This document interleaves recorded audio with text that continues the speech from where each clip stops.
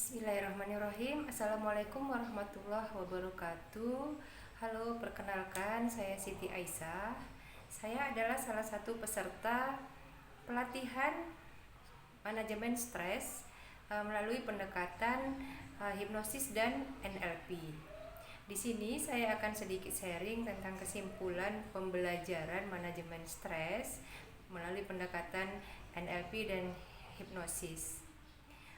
Bicara tentang stres, jadi hampir semua orang pernah yang namanya mengalami stres. Apa itu stres? Stres itu adalah suatu tekanan terhadap psikologis dan fisik karena adanya suatu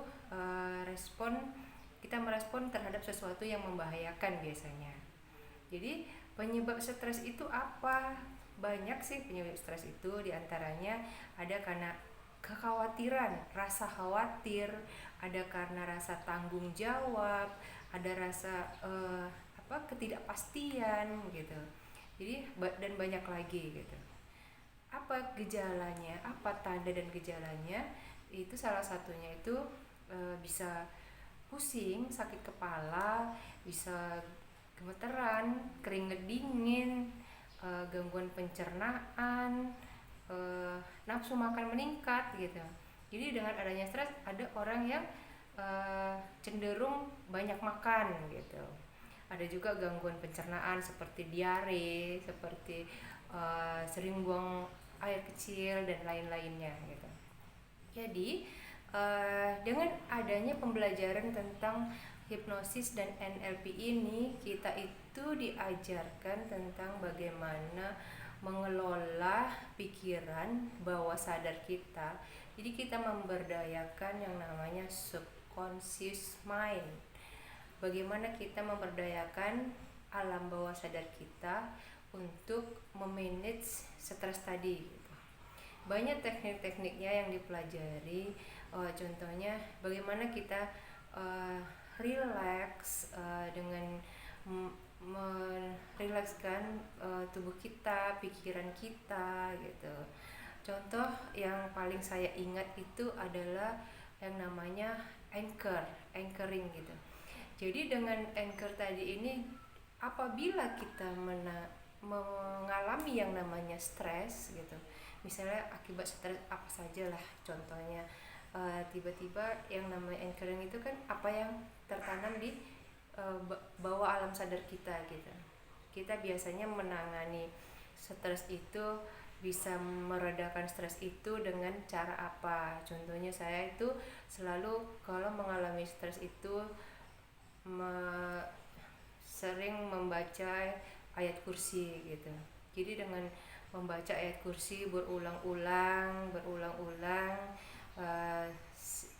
maka stresnya menjadi lama-lama berkurang dan menghilang. Itu namanya yang membaca ayat kursi itu adalah sistem anchoring gitu. Kemudian bagaimana kita cara meminimalisasi stres gitu. Jadi kita bisa meminimalisasi stres itu. Di antaranya itu kita harus mempunyai sikap gitu. Yang pertama itu kita harus fokus untuk pada saat ini gitu. Apa yang ada saat ini disyukuri dan dinikmati. Kemudian bisa juga kita harus memiliki yang namanya tanamkan di pikiran kita, harus memiliki yang namanya kita itu harus semuanya itu menerima dengan lapang dada, menerima bahwa apapun sesuatu yang terjadi itu sudah merupakan takdir Allah atau qadarullah gitu. Kita kan nggak bisa meminta apa yang akan terjadi, menghentikan apa yang terjadi, mempercepat atau memperlambat atau meniadakan apapun yang akan terjadi gitu. Gak bisa menghentikan apa yang akan terjadi gitu. Kita nggak punya kuasa.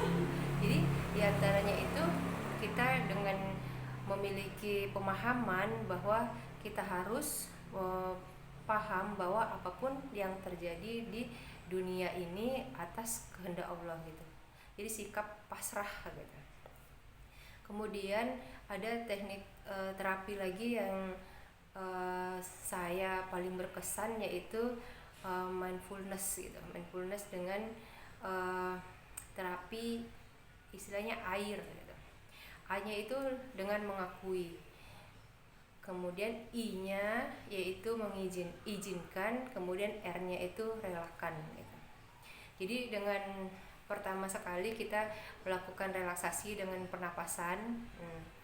Kemudian setelah itu kita meminta sama Allah bahwa kita mengakui yang membuat kita stres itu apa gitu. Kemudian setelah mengakui, kita mengizinkan bahwa apapun penyebab stres tadi, misalnya ya Allah, yang A itu akui, ya Allah, aku akui hari ini aku marah, aku kecewa gitu. Kemudian yang I itu mengizinkan gitu. Jadi mengizinkan, aku izinkan ya Allah, aku izinkan bahwa aku sedang marah. Jadi kita membayangkan semarah apa kita gitu. Kemudian relakan. Jadi dengan memohon kepada Allah gitu, ya Allah, aku relakan ya Allah kemarahanku, aku rela, aku kecewa gitu, sambil memohon kepada Allah bahwa kita itu minta kekecewaan dan kemarahan kita itu diangkat dan hilangkan oleh Allah Subhanahu wa taala. Oke, sekian aja. Mungkin sih itu yang hanya sedikit di antara banyak pembelajaran selama 3 hari yang saya ikuti. Hanya sedikit itu yang bisa saya sharingkan di sini. Sekian. Assalamualaikum warahmatullahi wabarakatuh.